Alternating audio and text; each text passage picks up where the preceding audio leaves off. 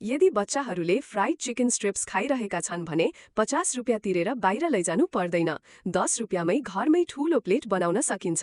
सबैभन्दा महत्त्वपूर्ण कुरा के हो भने यो सफा हुन्छ र त्यो भ्रममा नपर्नुहोस्। पहिला चिकनलाई लामो स्ट्रिप्समा काट्नुहोस्। यसमा हरियो प्याज राख्नुहोस्, सोडा पानी, नुन, चिकन मसाला, कालो मरिच, अलिकति सोया सस हाल्नुहोस्। अब राम्रोसँग मुछेर 10 मिनेट छाड्नुहोस्। अब कुरकुरे अनि स्वादिलो ब्रेड क्रम्स बनाउने पालो आयो।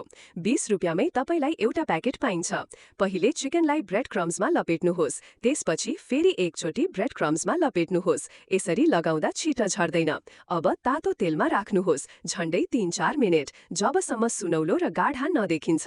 चिकन स्ट्रिप्स नरम र रसिला हुन्छन्। थोरै टमाटर सससँग सर्भ गर्नुहोस्। बच्चाहरू मज्जाले खानेछन्। घर पुगेपछि त पक्कै पनि। यदि तपाईले अहिलेसम्म सब्स्क्राइब गर्नुभएको छैन भने यो भिडियो हेरेर मलाई अलिकति लाइक र सब्स्क्राइब गरेर समर्थन गर्नुहोस्।